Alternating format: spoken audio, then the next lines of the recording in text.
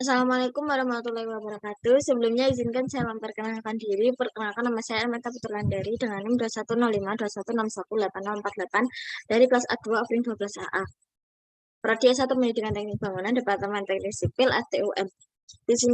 Pada kesempatan kali ini saya ingin mempresentasikan mengenai kasus terapan mekanika bahan dengan materi duktilitas pada mata kuliah mekanika bahan dengan dosen pengampu Bapak Muhammad Mirza Abdillah Pratama STMT.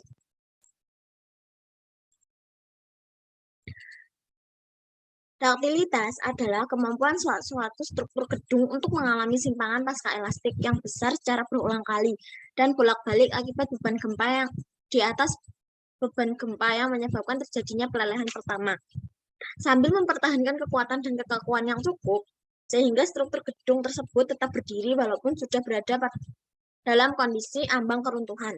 Perilaku ini cukup penting karena pada saat pelelehan, elemen struktur terjadi, maka terjadi pula peresapan energi gempa oleh struktur. Saat terjadi gempa, duktilitas akan mempertahankan kekuatan dan kekakuan pada struktur, hingga struktur gedung tetap berdiri walaupun telah berada pada ambang keruntuhan. Dan pada kondisi ini dapat digunakan untuk kesempatan menyelamatkan diri sebelum terjadi keruntuhan akibat gempa. Kasus terapan duktilitas.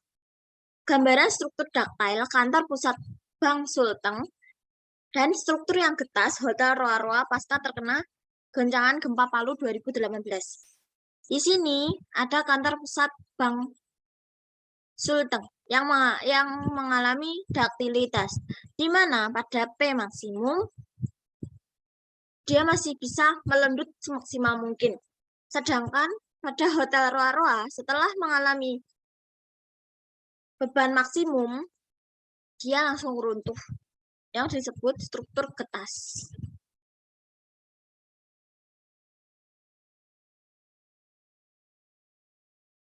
Untuk membuat duktilitas pada sebuah struktur, kolom beton pada struktur daktil memiliki tulangan baja yang cukup untuk mempertahankan beton saat terjadi goncangan. Sengkang yang dipasang dekat bagian atas dan bawah kolom lebih banyak. Sengkang yang terpasang di sepanjang kolom lebih banyak. Terpasang tulangan vertikal tambahan. Dilihat detailnya seperti berikut ini. Pendetailan desain tulangan yang lebih kokoh. Tulangan vertikal dan sengkal jumlahnya lebih banyak dan pada ujung sengkang dibengkokkan 135 derajat untuk menjaga agar tetap terikat saat terjadi goncangan. Bagaimana struktur bangunan beton mengalami keruntuhan pada saat gempa? Tulangan baja di dalam kolom beton merupakan faktor kunci dalam kekuatan bangunan beton. Gambar di atas merupakan perbandingan kolom getas dan kolom daktil dan bagaimana perilaku keduanya saat terjadi goncangan gempa bumi. Pada konstruksi getas, konfigurasi tulangan baja dapat dengan mudah bengkok saat terjadi goncangan, karena tidak dibengkokkan sebesar 135 derajat seperti pada struktur daktil. Berikut ini bentuk kolom beton getas dan kolom beton daktil. Apabila terjadi retak pada kedua kolom sebelah kiri atau kolom getas yang penulangannya lemah mulai berjatuhan serpihan beton, sementara pada kolom sebelah kanan, yaitu kolom beton daktil, masih utuh. Kemudian kolom sebelah kiri, kolom getas, mulai runtuh seiring dengan bertambahnya puing-puing beton yang jatuh. Sedangkan kolom yang daktil mempertahankan kondisi beton pada tempatnya. Kemudian berat bangunan menyebabkan tulangan baja berdeformasi, menyebabkan beton yang tersisa buyar. Kolom dengan penulangan yang baik atau kolom daktil mulai miring, tapi kekuatannya masih ada. Kemudian kolom yang lemah menyebabkan keruntuhan bangunan dan penghuninya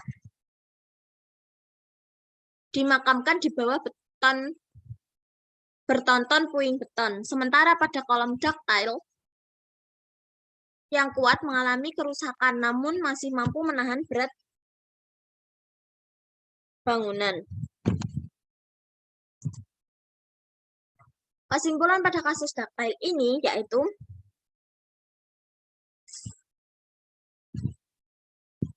kemampuan duktilitas suatu struktur ditentukan oleh penulangan pada kolom beton struktur tersebut. Dan kemampuan atau sifat kolom yang ductile dapat menjadi sebuah kesempatan untuk menyelamatkan diri apabila terjadi gempa. Karena apabila struktur ductile, maka struktur tersebut sebelum mengalami keruntuhan akan berdeformasi secara maksimal. Demikian yang dapat saya sampaikan. Atas kurang lebihnya saya mohon maaf. Wassalamualaikum warahmatullahi wabarakatuh.